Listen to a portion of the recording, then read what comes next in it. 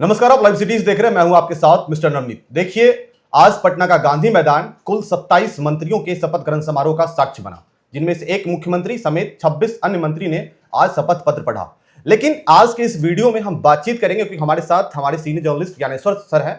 इनसे बातचीत करेंगे कि टोटल जेडीयू के 11 कुशवाहा विधायक जीत कर आए और बीजेपी के 6 कुशवाहा विधायक जीत कर आए, लेकिन जेडीयू के तरफ से एक भी कुशवाहा विधायक को मंत्री नहीं बनाया गया। सर, क्या लग रहा है, इसके पीछे की क्या कहानी है?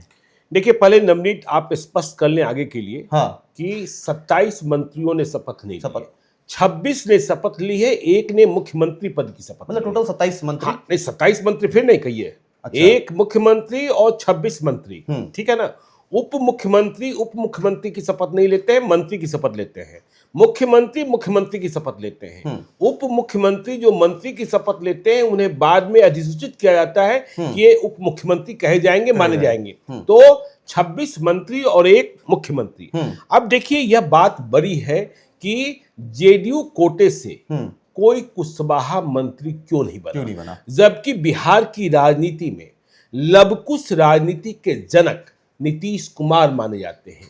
जब नीतीश कुमार ने लालू यादव, राबड़ी देवी की सत्ता के खिलाफ लड़ाई छेड़ी और गैर यादव पिछड़ी जातियों को, अति पिछड़ी जातियों को गोलबंद करना शुरू किया, तो उनके साथ सबसे पहले लवकुश जमा हुए नीतीश कुमार के साथ। और आज नीतीश कुमार ने छोड़ दिया। 14 बीजेपी के मंत्री बने। अब देखिए, 8 जेडीयू के मंत्री बने। नीतीश कुमार मुख्यमंत्री बन गए। तो कुशवाहा समाज को इस बात की उम्मीद थी। देखिए, बीजेपी से सम्राट चौधरी उप मुख्यमंत्री बन गए, नंबर 2 बने। और कई लोग भविष्य के भी इशारे कर रहे हैं, इस बात को भी समझिए। और उधर दीपक प्रकाश, जो किसी सदन के सदस्य नहीं है, निर्वाचित विधायक नहीं है, बिहार विधान परिषद के सदस्य नहीं है, पहचान सिर्फ ये है कि उपेंद्र कुशवाहा के बेटे हैं। उपेंद्र कुशवाहा भी बिहार की राजनीति में कुशवाहा राजनीति की धुरी है, ठीक है। तो उन्होंने अपने बेटे को बना दिया, उनका राजनीतिक प्रवेश करा दिया। लेकिन नीतीश कुमार ऐसा करेंगे, इस बात की उम्मीद। अब देखिए, जैसे ही शपथ ग्रहण समारोह समाप्त हुआ, तो जितने कुशवाहा विधायक हैं जेडीयू के, उनके भीतर उदासी, वे बोल नहीं सकते हैं। मतलब इतना बड़ा बहुमत है, कह नहीं सकते, क्योंकि सबसे ज्यादा कुशवाहा, लेकिन सबसे अधिक बेचैन होते हैं। और कुशवाहा जाति यह मानकर चल रही है कि जब नीतीश कुमार संन्यास लेंगे, नीतीश कुमार की राजनीतिक पारी पर विराम लगेगा, तो इंजन कुशवाहा की है। तो जेडीयू ने, नीतीश कुमार ने कुशवाहा को क्यों छोड़ दिया? देखिए, 11 कुशवाहा विधायक जीते हैं जेडीयू से और बीजेपी से 6। देखिए, आपने उपेंद्र प्रसाद का भी नाम जोड़ लिया, वह डांगी माने जाते हैं, ठीक है ना। तो उपेंद्र कुशवाहा को जोड़ लेंगे, उपेंद्र प्रसाद को जोड़ लेंगे, तो 6 हो जाएंगे। लेकिन 11, और उसमें भी बड़े बड़े चेहरे हैं। भगवान सिंह कुशवाहा भोजपुर के जगदीशपुर से जीते हैं। अजय कुमार कुशवाहा मीनापुर से जीते हैं। जयंत राज अमरपुर से जीते हैं। उमेश कुशवाहा जो जेडीयू के प्रदेश अध्यक्ष हैं, महनार से जीते हैं। अभिषेक आनंद चेरिया बरियारपुर बेगूसराय से। मंजू वर्मा जो शेल्टर होम कांड में, उनके बेटे। अश्वमेध देवी पूर्व सांसद भी रही हैं, समस्तीपुर। अख्तरुल इस्लाम शाहीन का किला धाहा। निरंजन मेहता बिहारीगंज। पप्पू वर्मा कुर्था। यह देखिए, पप्पू वर्मा उपेंद्र कुशवाहा की पार्टी के कार्यकर्ता थे, सामान्य कार्यकर्ता थे, इन्हें जेडीयू का टिकट दिया गया। सुधांशु शेखर हरलाखी, ये वो विधायक हैं जब विश्वास मत परीक्षण के दौरान खेला हो रहा था, जिसमें जेडीयू के कई विधायकों पर आरोप लगा था, तो इन्होंने ही ईओयू में, आर्थिक अपराध यूनिट में, उन जेडीयू के विधायकों के खिलाफ मुकदमा दर्ज कराया था, जिसकी जांच अभी भी चल रही है। राम सेवक सिंह हथुआ गोपालगंज में और भीष्म सिंह कुशवाहा जिरादेई सिवान में। तो 11 और नीतीश कुमार ने सबको नीलबट्टा सन्नाटा कर दिया। तो क्या तनातनी थी? देखिए, सबसे पहले नाम चला उमेश सिंह कुशवाहा का, और उमेश सिंह कुशवाहा जेडीयू के प्रदेश अध्यक्ष महनार से चुनाव जीते। लेकिन यह कहा गया, उनके पीछे भी कुछ लोग लग गए, राजनीतिक जो प्रतिद्वंद्विता होती है, कि कहा गया कि उमेश सिंह कुशवाहा यदि मंत्री बन जाएंगे तो जेडीयू की प्रदेश यूनिट को चलाएगा कौन? ये बेहतर चला रहे हैं, इसलिए इन्हें ही बने रहने दिया जाए। ठीक है, ज्यादा जिम्मेदारी इनको नहीं दी गई, ज्यादा जिम्मेदारी, मतलब इन्हें जेडीयू के प्रदेश अध्यक्ष के रूप में कंटिन्यू कराया जाए और वह भी बड़ी जिम्मेदारी होती है। तब चर्चा हुई भगवान सिंह कुशवाहा की। तो भगवान सिंह कुशवाहा की चर्चा हुई तो फिर चर्चा हो गई कि नहीं दूसरे भी, क्योंकि यह बात करीब करीब तय थी कि दीपक प्रकाश का नाम, उपेंद्र कुशवाहा के बेटे का नाम तो बाद में आया ना, पहले यह बात तय थी कि उपेंद्र कुशवाहा की पत्नी जो सासाराम से चुनाव जीती हैं वह मंत्री बनेगी। हाँ, वह मंत्री बनेगी, यही चर्चा था, यही चर्चा थी। लेकिन उपेंद्र कुशवाहा जो लिखित नामा था कि एक विधान परिषद की सीट देंगे, उस पर समय जाया नहीं करना चाहते थे। उन्हें इस बात की समझ थी कि बाद में पता नहीं क्या होगा, एमएलसी कुर्सी मिले ना मिले, तो इसलिए उन्होंने उसे अभी ही इनकैश करा लिया और बेटे को मंत्री बनवा दिया।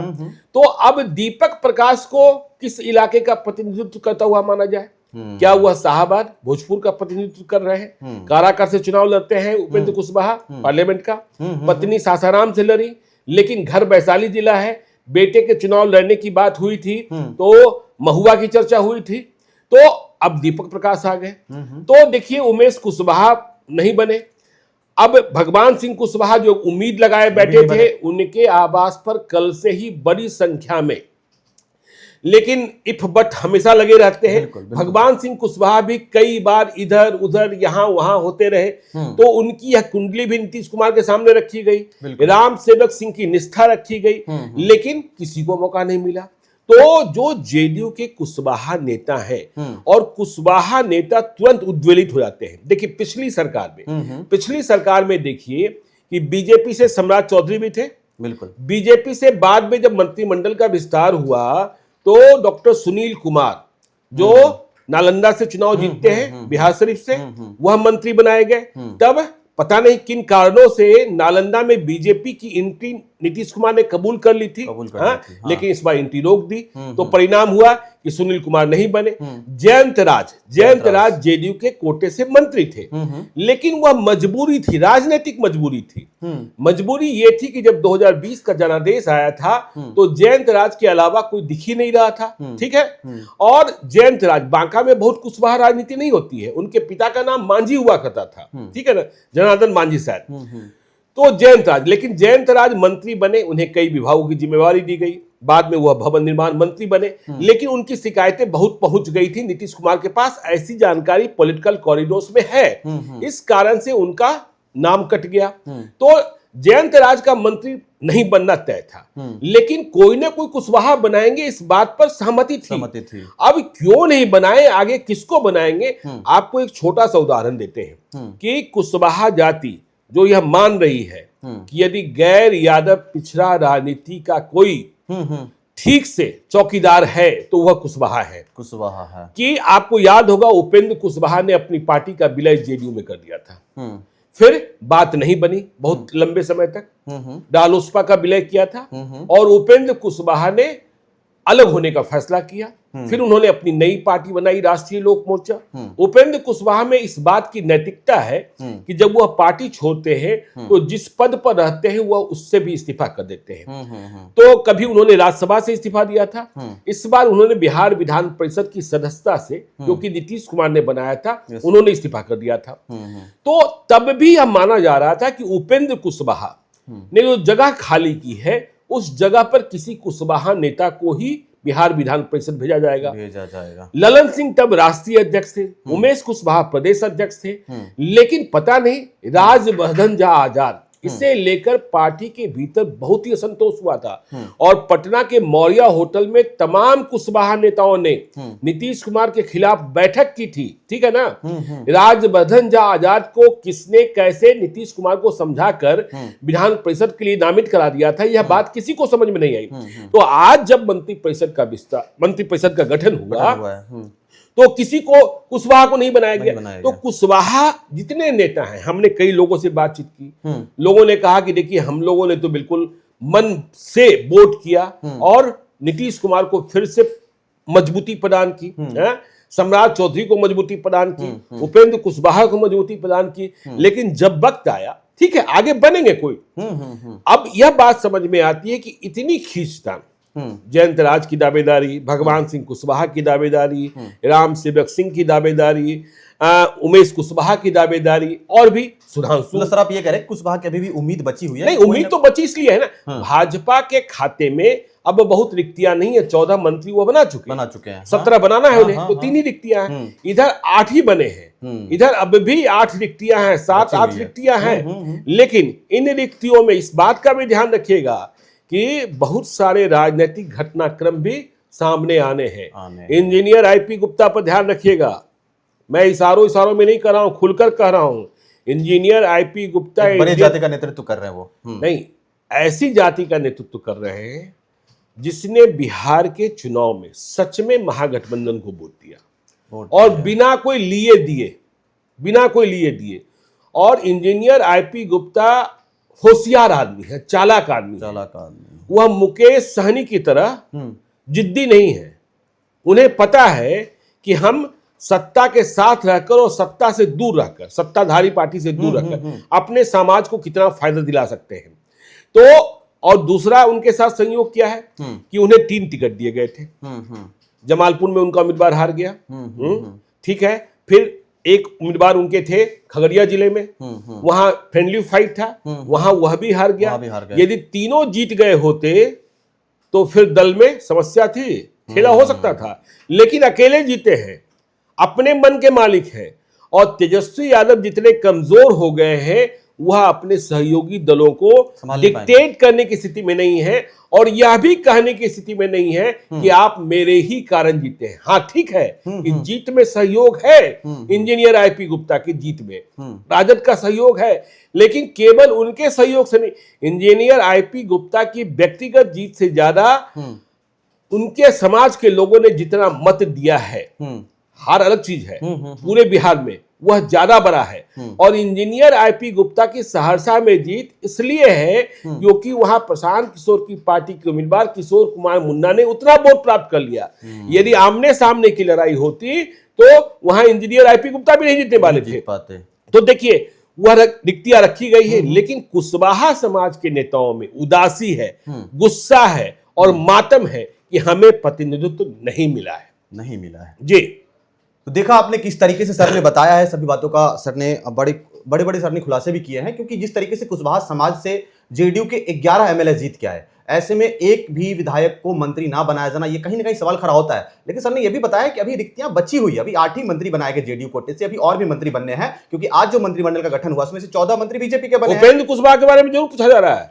ये देखिए, उपेंद्र कुशवाहा पूरे बिहार में कुशवाहा की राजनीति करते हैं, कुशवाहा जाति का नेता बनते हैं। लेकिन जब मौका मिला तो उन्होंने अपने बेटे को ही, जो किसी सदन के सदस्य नहीं थे, उसे ही मंत्री बना दिया। बाकी कुशवाहा का क्या होगा? बाकी कुशवाहा, ये भी सवाल खड़ा हो रहा है। ये भी सवाल सर एक और इस बीच मेरा एक और सवाल है कि बीजेपी से तो सम्राट चौधरी बन गए मंत्री जी, तो बीजेपी में जो भी कुशवाहा समाज से जो भी एमएलए जीत के आए, उनमें तो ऐसे कोई खास निराशा तो होगी नहीं। लेकिन सम्राट चौधरी है ना, देखिए प्रतिनिधित्व की बात होती है, सम्राट चौधरी है ना, सम्राट चौधरी अपने आप में, और सम्राट चौधरी बहुत मजबूत पैरवीकार है, बहुत मजबूत पैरवीकार है, समाज के भी और अपने लोगों के भी।